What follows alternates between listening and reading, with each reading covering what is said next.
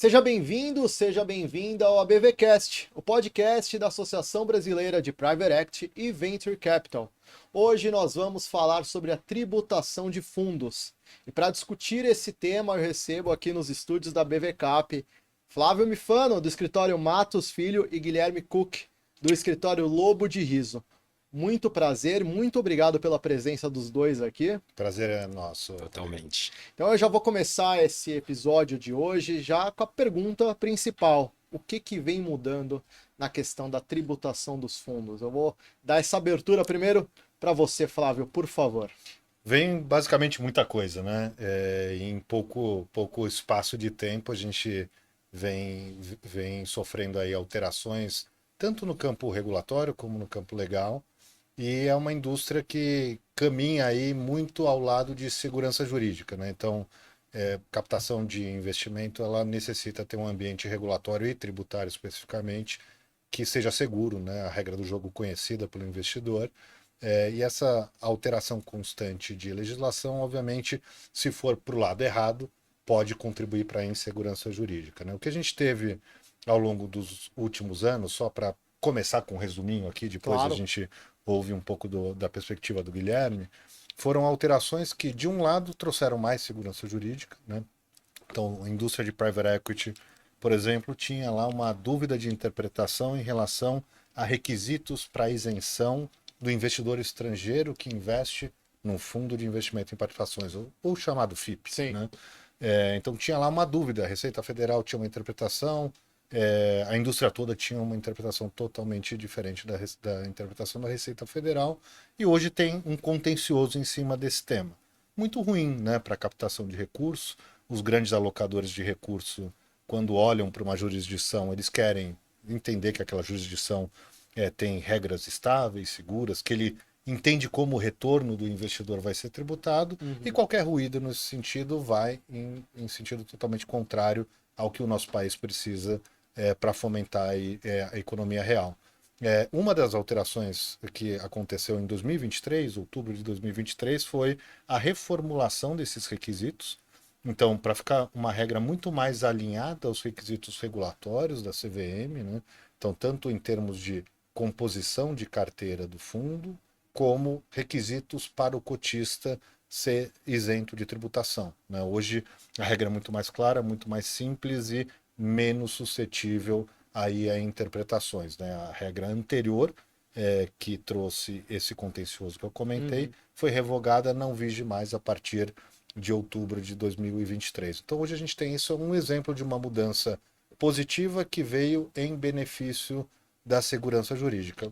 E a partir daí, no mesmo ano, né, poucos meses depois dessa mudança, a gente teve a Lei 14.754, que reconfigurou a tributação de fundos de investimento no Brasil. Aquela história do fundo fechado que tributava só no momento da distribuição.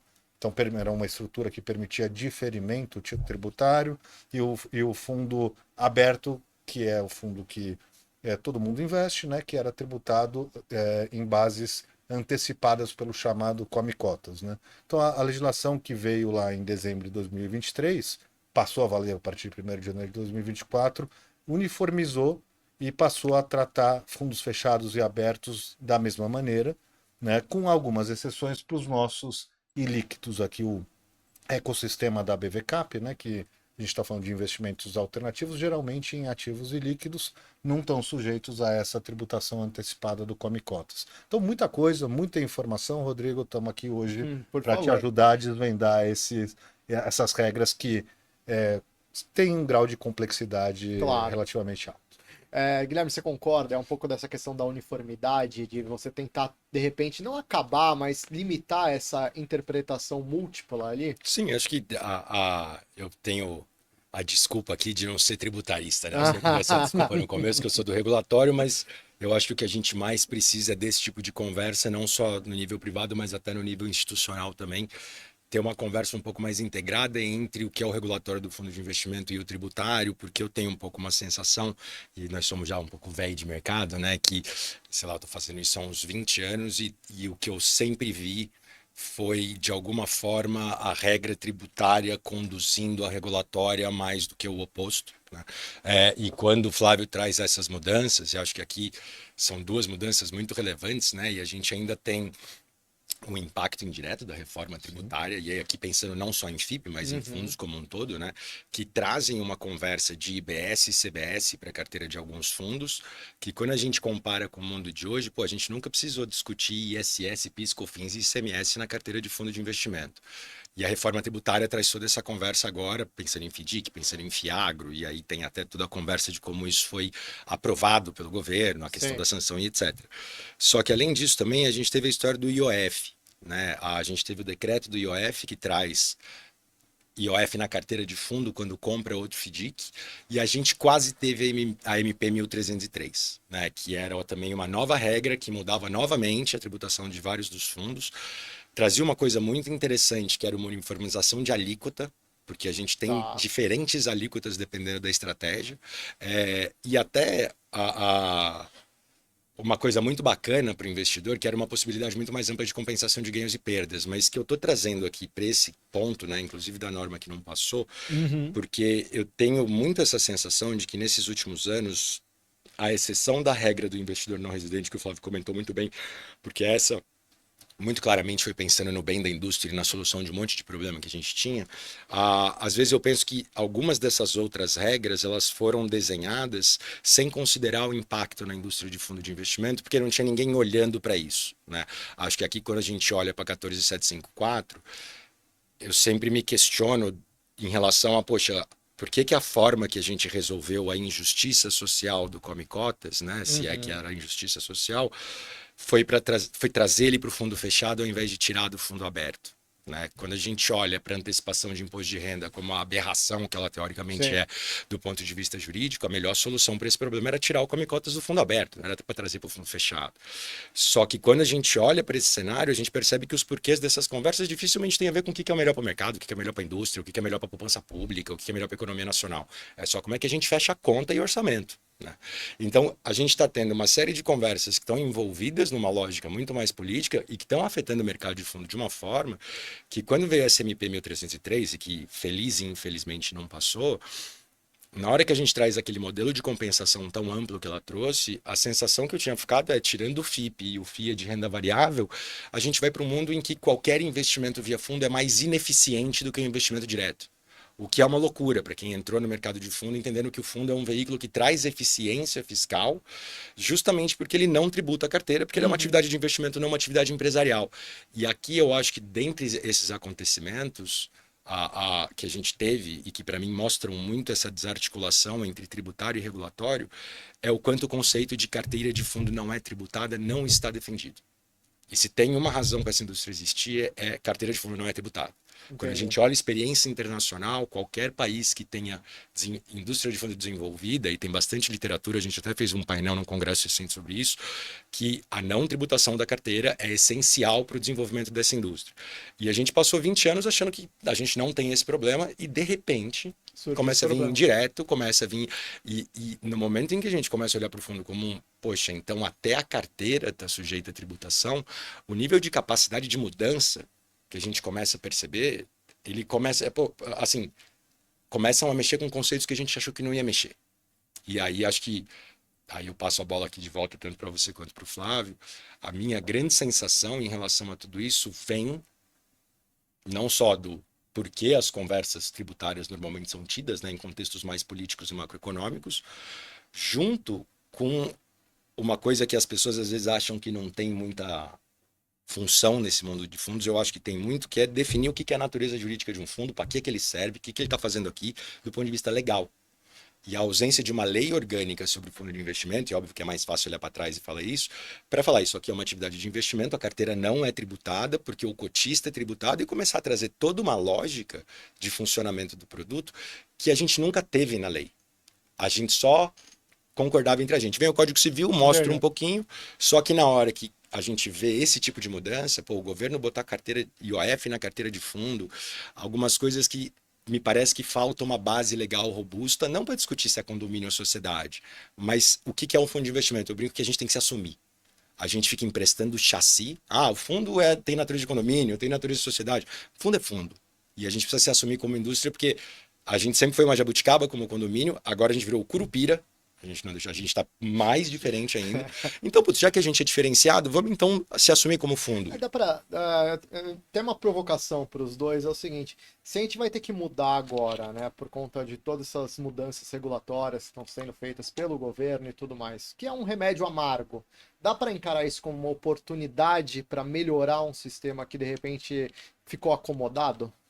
Eu acho que dá. O Guilherme traz aí um ponto interessante, né, nessa questão dessas diversas tentativas que vieram ao longo dos últimos anos de tratar fundo como algo que fundo não é, né? Então, tributação da carteira de fundo, eu acho que a indústria, eu sou um pouco otimista nesse tema, eu acho que a indústria, de uma maneira geral, conseguiu reagir bem e mesmo com todas essas alterações, ainda é exceção, né? Então, mesmo quando a gente olha para o que está acontecendo e como está se desenhando a reforma do consumo, né, o tal do IBS, do CBS, nesse modelo que o Brasil fez dual aí, né, para repartir receita entre União, estados e municípios, mesmo nesse modelo, a tributação de IBS e CBS na carteira do fundo, do jeito que ela está sendo desenhada, ainda tem aí uma aprovação no Congresso para acontecer, mas mesmo nesse modelo, ela é exceção, né? Então, podemos discutir se a exceção está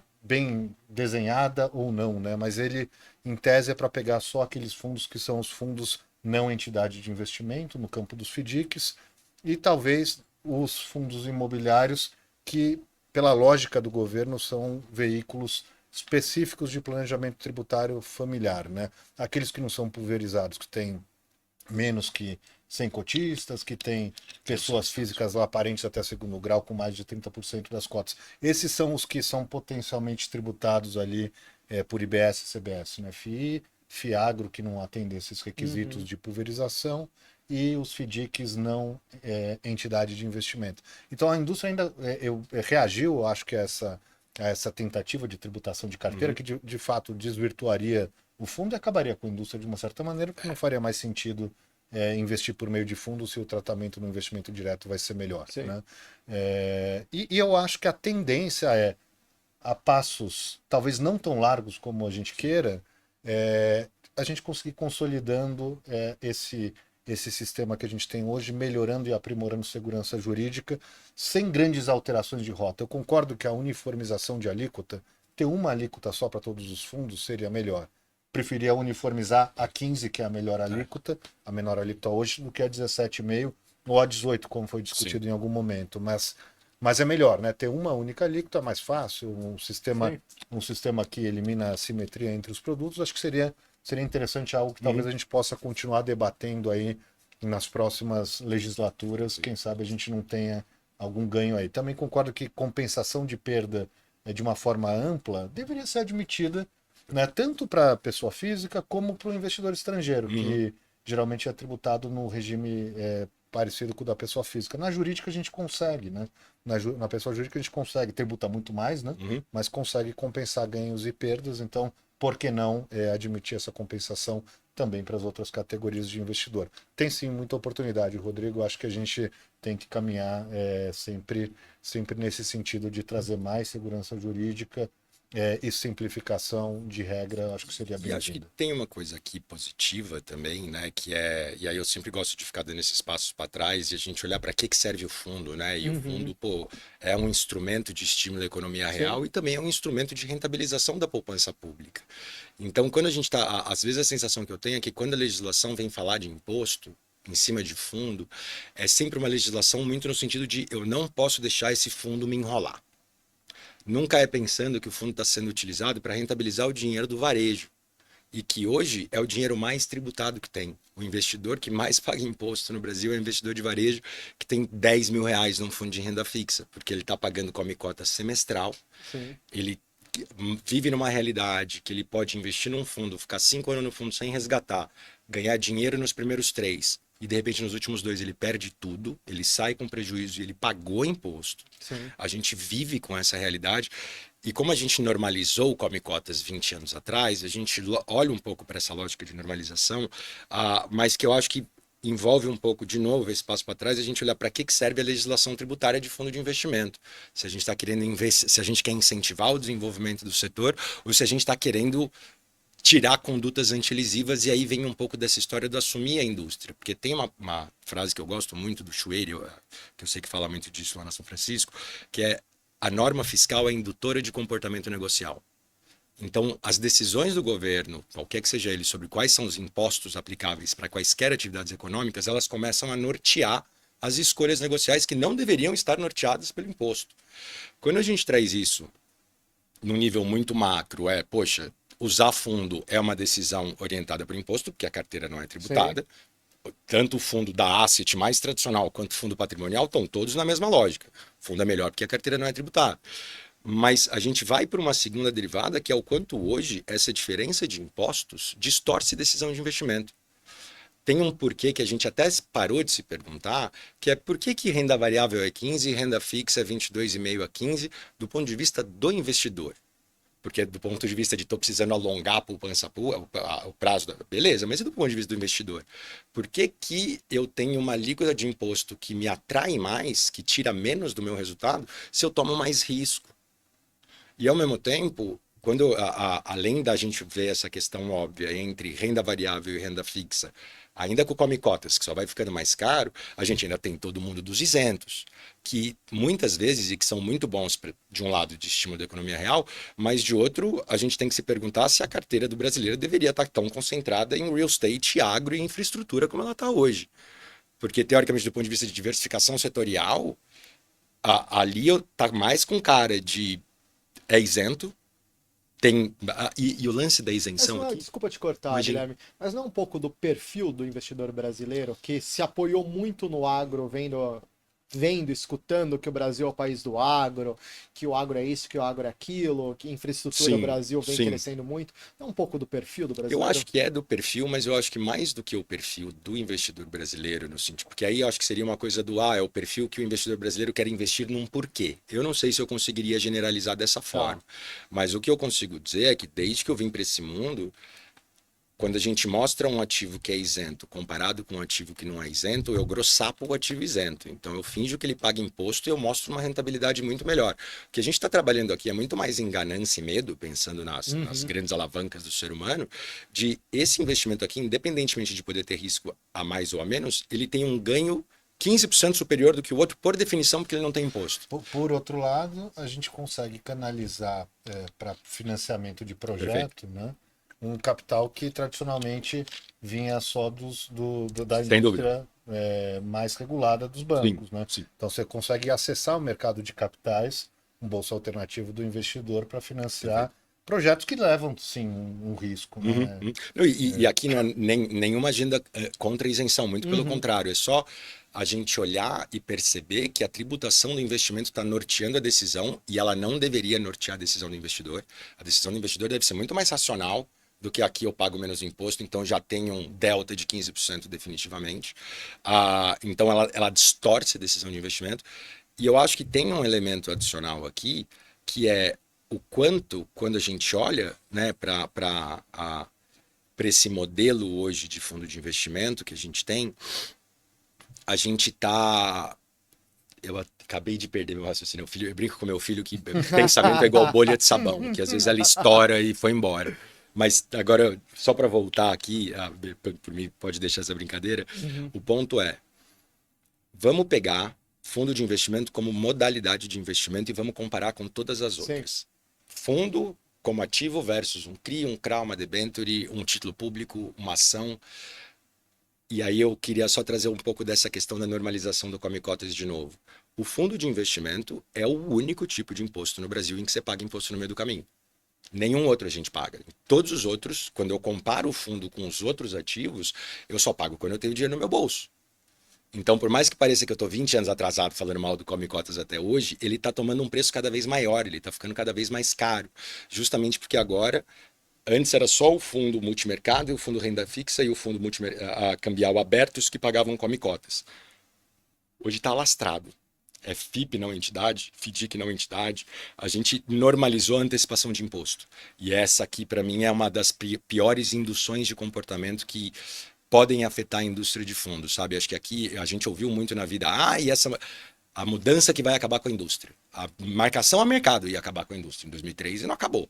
Uhum. Mas essa em que a gente começa a mexer na eficiência tributária de fundo, achando que ela não é necessária, porque ela não é um subsídio, ela é viabilização. Né?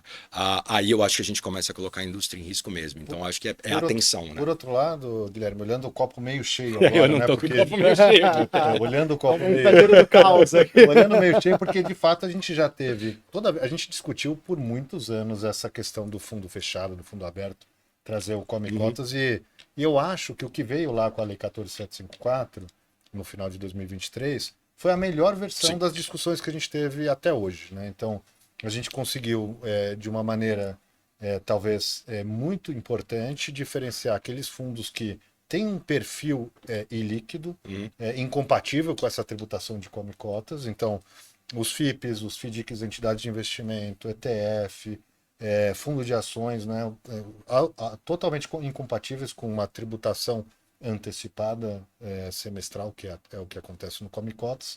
Esses ficaram de fora, né? E, em tese, os fundos que têm um perfil mais líquido, né, que recebem caixa na sua carteira e têm condições de pagar o come cotas, eles são os fundos sujeitos a esse regime. Então, na medida e isso se consolidou, né? Então, podia ter ido para o outro lado, né? Para o lado oposto, que é come cotas para todo mundo, que aí sim seria um tiro mortal na indústria de fundos alternativos. Aqui a gente tem um meio do caminho que talvez não tenha sido o ideal, né? O ideal mesmo era ter uma regra única para todo mundo, mas que pelo menos protegeu aquelas estruturas de investimento de fato utilizadas e geridas por gestores profissionais e que não deveriam ser sujeitas a um come cotas exatamente porque o tipo de investimento que é feito é absolutamente incompatível. Às vezes é ilíquido, às vezes é renda variável. Você comentou, né? Paga come cotas hoje, tem uma perda amanhã. Não faz realmente o menor sentido. Então, olhando por essa perspectiva, eu acho que foi um avanço. Né? Um avanço, talvez, em busca aí de uma arrecadação, né? Que o governo precisa fechar a conta. Todo fim de ano a gente está vendo projetos para fechar a conta. E 2026 vai ser um ano Vai daquele. ser um ano daqueles. Mas, por outro lado, a gente conseguiu proteger aquilo que, de fato, precisava estar protegido dessa tributação de come cotas. Vamos trazer para o dia a dia dos gestores, né? O que está sendo modificado na hora deles estruturarem os fundos, na hora deles gerirem esses fundos? Queria começar com você, Guilherme. Eu acho que aqui primeiro, a gente viu até, está saindo alguns dados da Ambima que estão mostrando, por exemplo, os resgates nos fundos, o crescimento dos FDICs, né? Então, acho que quando a gente olha, tem obviamente um elemento macroeconômico, né? Em que a gente está vendo muito investidor, ainda mais com taxa de juros desse tamanho, muito gestor evitando ir para muito risco. E aí eu acho curioso o quanto esse muito risco está sempre atrelado a olhar para equity.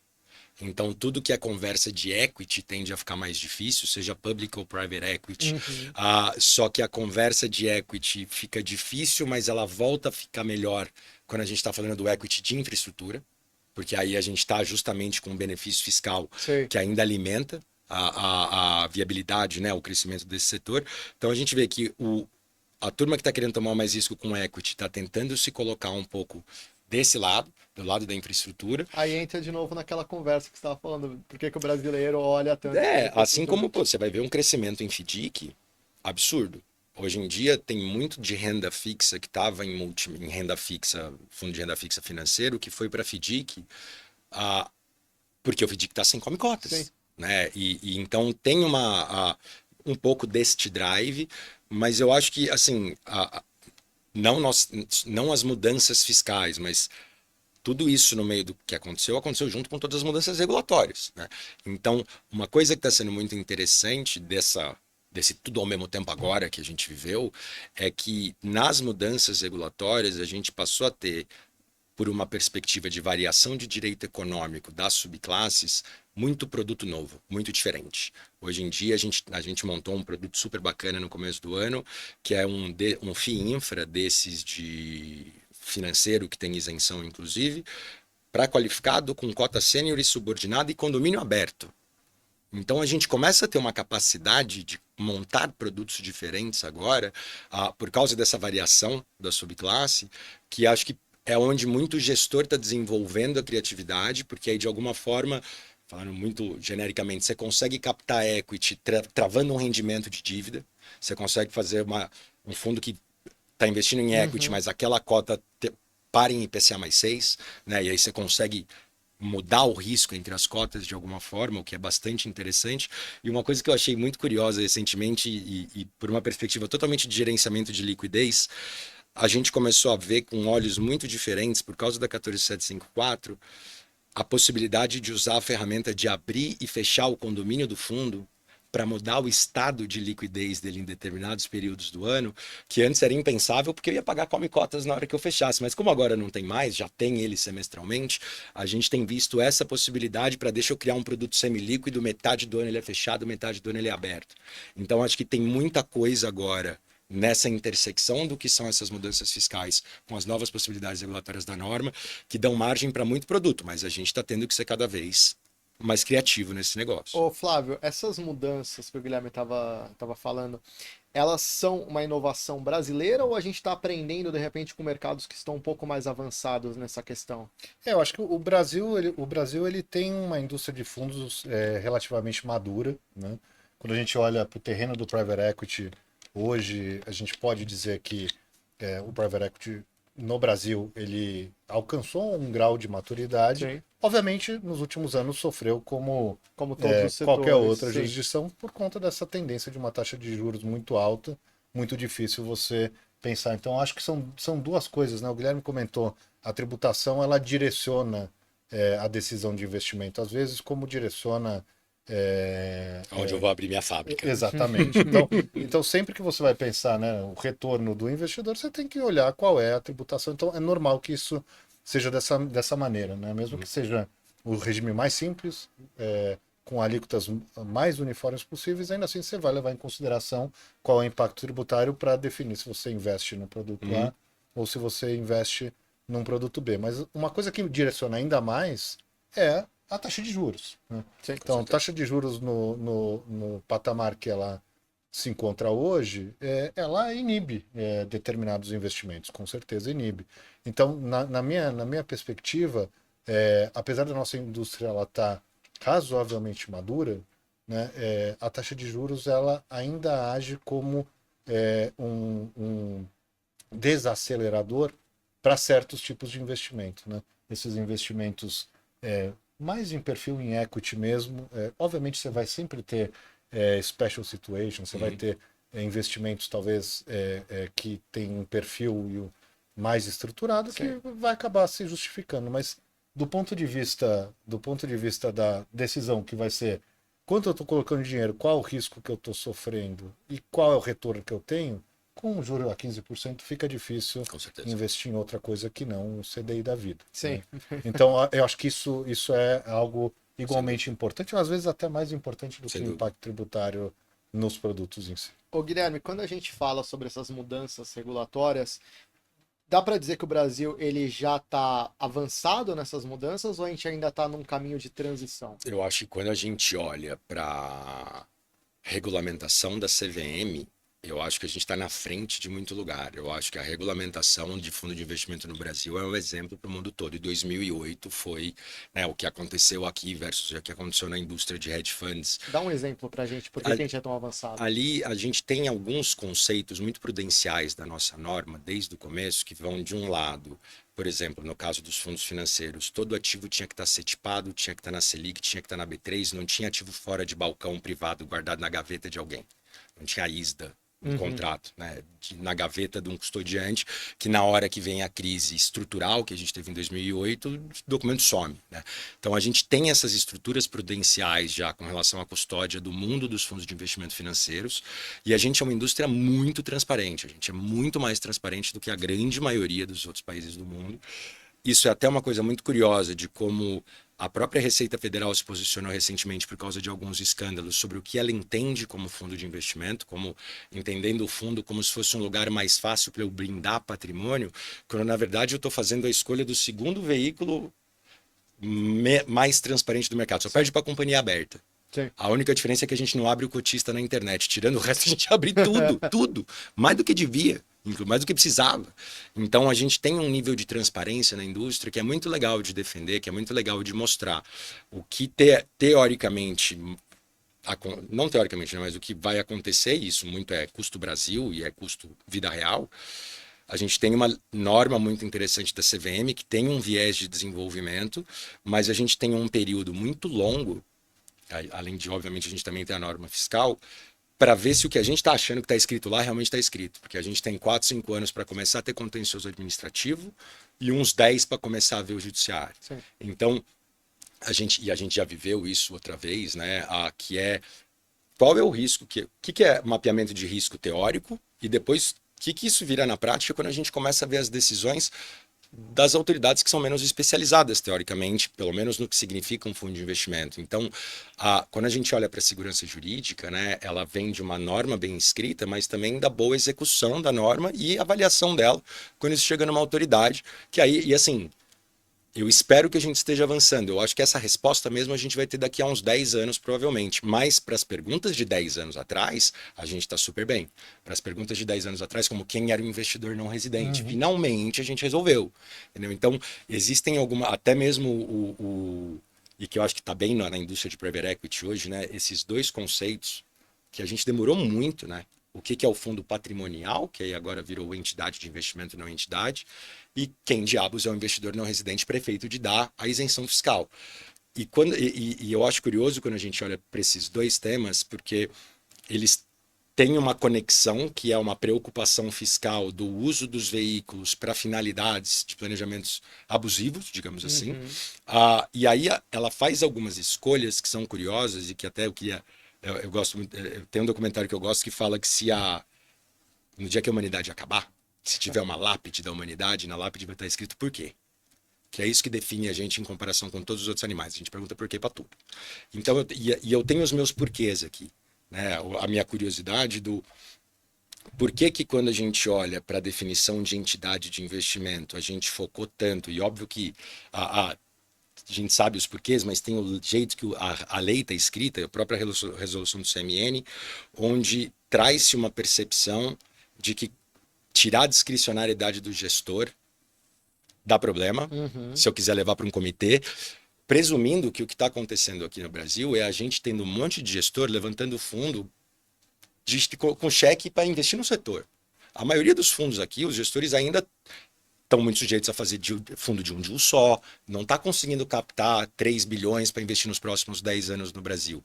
Muitas vezes, essa interação dos gestores menores de private equity com os investidores querem se meter, porque ainda não tem solidez de track record daquela casa. Então não tem nada a ver com fundo patrimonial, só tem a ver com a construção e evolução do mercado, mas que muitas vezes a gente vê do lado de cá, o próprio gestor começando a assumir uma discricionariedade que ele não tem na prática, só para não perder a qualificação como entidade de investimento. É um produto, claramente é um produto. Essa interferência entre o cotista e o gestor só tem a demonstrar como que funciona a qualificação, o passado desse gestor, obviamente quando a gente se restringe a esse modelo de produto. E aí, trazendo só para esse outro lado, quem é o investidor não residente, dentro dessa mesma lógica em que parece que a 11.312 imaginou uma indústria de private equity que não existe. Porque a lei que traz a isenção de imposto para o FIP, que fala não pode vir de paraíso fiscal, ela presume uma coisa, pelo menos na minha percepção, que é o investidor não residente vai investir direto no fundo aqui no Brasil, uma 4373. Então, eu estou aqui fundo e eu estou lidando diretamente com o fundo de pensão de Ontário ou de Harvard, aqui direto, que tem a conta. E isso não acontece, eles não abrem a conta aqui no Brasil e investem aqui, pelo menos até outro dia, porque até outro dia o fundo de investimento aqui no Brasil é condomínio que não tem limitação de responsabilidade. Então esse camarada tinha por definição que montar um feeder lá fora, num paraíso fiscal que dá mais segurança de limitação de responsabilidade para ele, mas que na hora que aí chegava para pegar a isenção aqui no Brasil, tem um paraíso fiscal no meio do caminho. Então essa pergunta do quem é um investidor não residente para efeito da isenção, é uma pergunta que eu ainda não sei a resposta, porque óbvio que a gente já tem um monte de coisa boa, e aqui eu estou pensando filosoficamente, tá, né? Não juridicamente, que é, o que era a preocupação da norma quando ela fala exceto paraíso fiscal? Quando a gente olha para hoje, a maioria dos grandes investidores institucionais vão entrar aqui via paraíso fiscal, não porque não paga imposto, e sim porque vários desses paraísos são hubs para entrar, ele vai ter toda uma lógica de tributação, mas ao mesmo tempo eu vejo a indústria às vezes falando, não, mas tem a ver com o beneficiário final. E aí quando entra no papo de beneficiário final, eu fico, então, o que a lei está querendo evitar é que a população de Cayman tenha isenção aqui? É que certamente não. O que não pode ser o paraíso, né? Tentando olhar para essas provocações aí, de novo, com o copo meio cheio. Eu tô adorando esse embate aqui. Não, de verdade, porque eu acho que nesses temas a gente está avançando, vai demorar, eu acho que para a gente ver o investidor estrangeiro retomando confiança nas nossas regras, porque eu acho que o pior não é ter o contencioso, o pior é o meio do caminho entre uma discussão e a resolução dela. Demora, né? Enquanto isso você vai gerando incerteza jurídica, que é muito ruim para a nossa jurisdição. Mas no tema da entidade de investimento, eu acho que a regra do jeito que ela está hoje, ela traz o conceito de discricionariedade, mas muito mais no sentido de um gestor profissional de ativos. E a resolução do Conselho Monetário Nacional, quando ela vai dar uma cor adicional ao que já está na lei, o que ela diz? Ela diz assim, olha, o meu foco de preocupação são estruturas em que você não tem discricionariedade na tomada de decisão, cumuladas com cotista pessoa física majoritário. Perfeito. Então, e ele diz assim, cotista pessoa física majoritário é aquele que tem mais de 50% sozinho ou com parente até segundo grau. Então, é um conceito bem objetivo. Então, um foco de preocupação, se está certo ou errado a preocupação, acho que é um segundo debate, né? Mas é um foco de preocupação muito específico. E aí, toda vez que eu tiver situações em que eu estou dando direito político para o investidor, mas eu tenho de fato um gestor discricionário profissional ali, não tem problema não deveria nenhum. Ser um problema não tem problema. Um único investidor, que é um fundo de pensão, investindo no FIP, não tem problema nenhum. Um fundo estrangeiro investindo no FIP como único cotista, não tem problema nenhum também. Se esse fundo estrangeiro for detido por uma única pessoa física, talvez aí possa começar a ter um problema. Entender quem que é. Então a gente tem hoje uma regra que ela é bem detalhada e eu acho que ela contribui aqui para a segurança jurídica. No tema da residência, qual é o domicílio do investidor? Em 2019 veio uma interpretação oficial da Receita Federal que diz assim, eu não quero saber onde está o beneficiário final, eu não quero saber aonde estão veículos intermediários. O que define o tratamento tributário é a jurisdição do investidor que investe diretamente no país. Então, no seu exemplo, se a Delaware é a entidade dela. Aí tem uma vírgula, exceto se tiver fraude e simulação. Nem precisaria da vírgula, né? Se tiver fraude e simulação, obviamente não vale. E aí a discussão que existe hoje é qual é a medida da fraude e simulação. Para o contribuinte é uma, para a Receita Federal é outra, muitas vezes diferente, e esse é um embate que realmente precisa ainda avançar. O que eu estou querendo simular e para quem, né? Exatamente. Acho que aqui acho que não tem nenhuma diferença de visão, né? Só talvez a forma que a gente está olhando e identificando, porque como eu olho para essas coisas como regulatório, e assim como eu acho que o Flávio vai ter muita capacidade de olhar para a regra regulatória pela perspectiva fiscal e também tem uma visão crítica que a gente não consegue ter, eu acho que tem mais um elemento que não tira nada do que o Flávio falou, mas que só mostra um pouco do que é a complexidade da nossa indústria em relação ao tema fiscal, sendo ele assim tão relevante, que é a discussão de entidade de investimento. Eu concordo plenamente. A lei, assim, está escrito em português lá, tudo isso. Né? A própria 5.111, que é o comitê que sugere para o gestor é o problema, mas se o gestor sugere para o comitê, ele pode ser deliberativo. Tem um monte de explicações ali. Assim como a gente também tem o exceto fraude e simulação, mas tem um terceiro elemento aqui que eu acho que é muito determinante na nossa indústria, que é quem que está determinando o risco fiscal das coisas. Que normalmente, pelo jeito que a gente estruturou a indústria, é um prestador de serviço que, curiosamente, é o menos remunerado do todo. Então, a gente tem, por exemplo, na 4373 vai ser o administrador do fundo custodiante. Nos fundos tradicionais, né, que tem que classificar como entidade de investimento ou não, é um administrador fiduciário que passou os últimos 20 anos tomando muito mais risco do que devia pela questão regulatória, e aí o regulatório resolveu, porque tinha toda uma estrutura de gatekeeping e tal, que felizmente já não tem mais, mas ele continua com toda a responsabilidade fiscal. Então a gente está falando, toda a responsabilidade no sentido de classificar quem é essa entidade de investimento ou não, e no sentido de falar isso aqui é o investidor que eu vou tributar ou que eu não vou tributar. E essa caneta está na mão de um prestador de serviço que ele é o menos remunerado da estrutura. E além dele ser o menos remunerado da estrutura, o que naturalmente vai tentar deixar ele um pouco mais preocupado, ele está numa lógica, do ponto de vista de incentivo, que se ele acerta na interpretação, o investidor se dá bem, mas se ele erra, ele pode pagar com o patrimônio dele. E aí ainda piora só mais um pouquinho, que é esse camarada, que são várias pessoas, né, que estão lá olhando para isso e tomando essas decisões, elas não conseguem olhar para risco fiscal, elas não conseguem, né, mas elas não podem olhar para risco fiscal pensando na decisão do STF.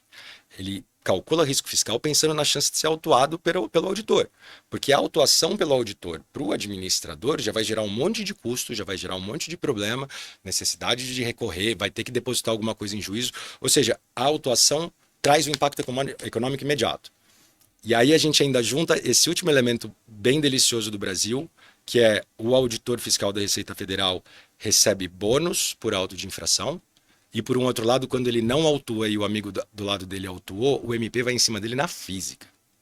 Então o nível de incentivo, não só perverso, né, mas de responsabilização para o auditor autuar, ele é grande, mesmo que vá reverter depois, parece ser grande. E aí a cabeça, naturalmente, de quem está na administração é, pô, o auditor pode pensar isso aqui, eu não vou correr esse risco.